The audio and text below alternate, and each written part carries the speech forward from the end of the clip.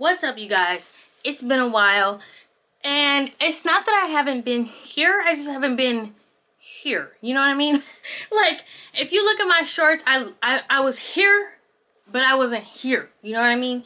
But today I'm just gonna do a quick story time for you guys. I'm gonna try to make it quick, but unfortunately I talk a lot maybe now because I'm just, you know, so comfortable with you guys. But anyway, so today is going to be a story time for people who want to know whether you want to be a lawyer or you're just interested in, you know, my journey, how I became a lawyer from high school to JD in 5 years. So for those of you that don't know, I am Jewel. I became a lawyer at 23 or 24. Can't remember. Hasn't been that long, but you know, whatever. So I became a lawyer at like 23, 24. And I remember I had a plan. This is like in depth, like very much in depth, because I've talked about the plan. I haven't talked about the plan. You know what I mean? So this is gonna be that. Anyway, I hope you guys like this video. Please like and comment and subscribe, all that good stuff. Also, follow me over on TikTok for my Tasha and Dre series. Okay, without further ado, let's get into this video.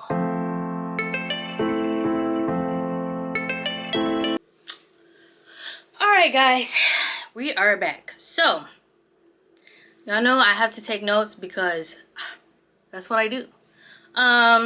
So yeah, we're gonna start off in high school because I believe I talked about, you know, middle school, maybe 7th grade, stuff like that. That's when I decided, like, hey, you need to be a lawyer. Why? Because you have a good memory. Had nothing to really do with, I mean, some of it, but didn't really have an idea of what law school would really entail.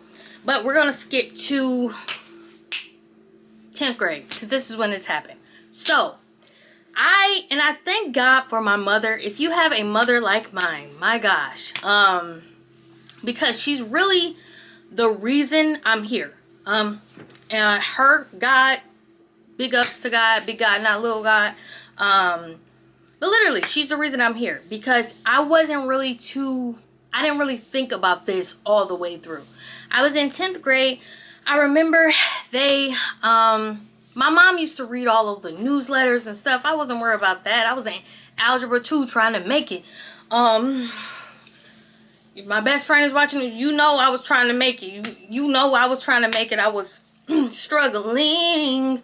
But anyway, so I'm sitting in Algebra 2. My mom's like, you need to go to this counselor and see about this dual enrollment. I didn't even know what the frick that was. I was like, I don't have time. Like, I'm trying to build my Pandora playlist. I'm already in math. It's, you know what I'm saying? Trying to figure out how to use the TI-84 because I don't know.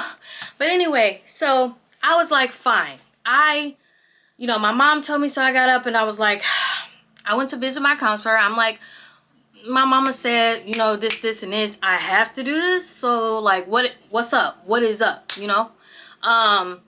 And from there, I got into dual enrollment. Now, what is that? This means that I was taking a certain amount of college classes while I was still in high school. Dually enrolled in both high school, college. It worked out well for me because I just went to the community college, which happened to be down the street from my school. So I would literally get out of school. I would walk down there and go to college. And that's kind of where the hustle began, because that's when I figured out, how do I need to build my schedule to get through this quickly? Because I knew that I wasn't, like, I'm neurodivergent, and I didn't know that at the time, but I didn't like being in school. And I know that sounds like trash, but I liked learning, but I didn't like being held in a place where I couldn't leave. It felt like prison to me. So when I got to go to college, it was It was so liberating because however many college classes you took, you got to shave off of your schedule. So I believe I had 6 high school classes before I, started the dual enrollment. I took 3 classes a semester. So that means I got to shave off 3 classes, for whatever my schedule was, which meant I got to leave after lunch. Yeah. And if I didn't go to lunch, I just got to leave. And so I felt cool about that. I'm like, it gave me more freedom. In college, you can do more, like wear hats, go to the bathroom when you want to, without asking a teacher as if you're like a pet or something. I don't even know what was going on with that. I remember this teacher told me I couldn't use the bathroom, and I was like, bro, this is not gonna work for me. But anyway, so yeah. So I was in 10th grade at the time. I started taking 3 classes a semester. And I did that until I, graduated. Graduated high school in 2015. And I'll probably insert some pictures or not if I forget. So don't hold me to that. Just whatever. So I got through high school. Now we're going to jump into undergrad. For undergrad, I went to Detroit Mercy. Titans. Anyway, I'm not a big sports person, but still, my mom went to Detroit Mercy. So I was very happy to be able to go there because I used to hang out there when I was a child because my mom was in school. And I would just, lounge around there while she was in class. Pretty cool. So when I got to Detroit Mercy, I figured out that I could go to Detroit Mercy and the community college that I was going to previously. And when I found out that I can't remember how many credits I had, but when I tell you I was on my shit, I figured out that counselors weren't entirely for me. Not that school counselors are bad. They did help me in some way, but I figured out that sometimes when you're on a track and other people don't understand what track you're on, especially friends, maybe your school counselors, they don't really want to support you in a way to get what you're trying to achieve done, because they either haven't seen it a lot or they just don't, they have their own whatever feelings about it. So at some point I figured out that I needed to plan my schedule the way that I needed to get the credits, amount of credits that I needed for a bachelor's degree in political science. So I had a bachelor's degree in political science. I minored in African American studies and philosophy, and then I had a pre-law concentration. So it was like a pre-law certificate, I believe. So after that first semester, I started making my own schedule. I can't remember. I think it's like 160 credits. I could be lying. I don't really remember how many credits. But I started planning out my schedule. Online, you can do this by looking up the degree that you're seeking, the amount of classes, the classes that you need to be able to certify that degree. I did this, and it was at a pretty excessive rate. Not that there weren't any drawbacks to that, but that's what I wanted to do. And if you want to do this too, this is what you got to do. So go through that schedule, and plan it out. I remember one semester I had 11 classes. It was fucking, I'm telling you guys, I was on a mission I wanted to be a lawyer. I got there, and that's just what I'm saying. So I had planned out my schedule. The reason I had 11 classes was because I was taking 6 classes at my university. Then I figured out, okay, you can also take the classes at Macomb that you need, right?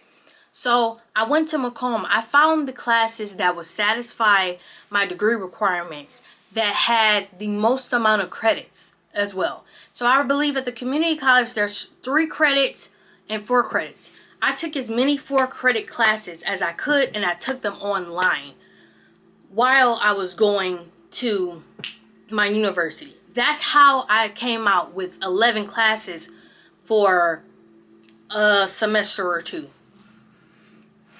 I can't remember. So long ago. Not really that long, but for some reason it feels like years ago. I don't know.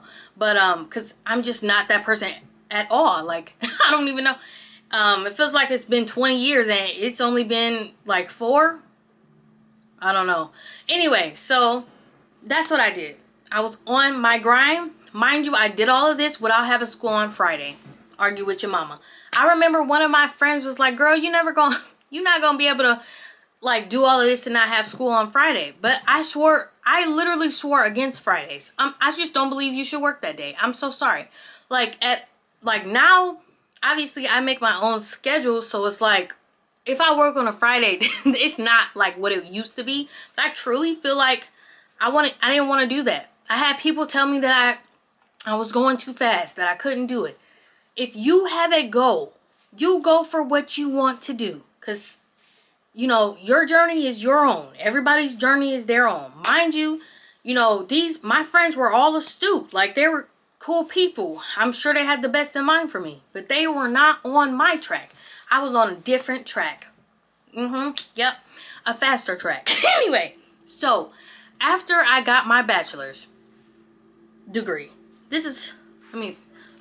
so I walked for my bachelor's degree in, I think it was like May of 2017. I walked before I finished all of the classes for the degree. I had like, I think a class or 2 left that I took in the summer, but they let me walk because I had enough credits, you know, that they were satisfied that I would complete the degree. So I walked in May. I completed those classes they were like short-term classes, so like 7 weeks. So maybe June, somewhere around there. And I'm not telling you, I know that the LSAT matters. I don't mean that I didn't take it seriously. And I'm telling you, don't, you know, do what you think is best. And the LSAT is important. It just, I was on a fast track. I'm just telling you my story. I said, okay, Jewel, you've got to take the LSAT. Because you have to take the LSAT to get into law school. I'm like, oh my God. I found the quickest class I could. I think I took Kaplan or something. Took the course. Took the LSAT. I was going through a lot of stuff. My grandma had gotten sick a few years back. I was literally in the hospital. Because when my grandma goes to the hospital, I go with her because that is my best friend. Anyway, so I remember I graduated when she was in the hospital. Everything that I did, the LSAT course, I did it literally. I would come from the hospital, go to the course, come back. I'm taking bird baths in a restroom. I'm sorry, I know it's dirty, but I couldn't leave her. I couldn't. Anyway, so I did that. Finished the course, took the LSAT. I'm not great at standardized tests. I didn't think it was going to be that great. I didn't do that hot. I don't remember what I got. Probably like a 150 something. Wasn't great. Probably the early 150. I knew it. But it doesn't have anything to do with law school. I don't know what. So I took that. And by the time I get to applying to law schools, guys, everything is closed but Cooley. Every application was closed but Cooley Law School. I'm like, okay, I'm gonna apply here. And it was meant to be. It was meant to be. That's gonna be another story time because this won't be too long if I go into why it was meant to be. But it was meant to be. I applied. I got in. I showed up. Literally, I can't remember when the hell law school started. Oh God, maybe September. Maybe it started that like fall or something. When I tell you everything went so fast, I jumped. Like, I remember getting the letter that I'm probably going to put up here or something.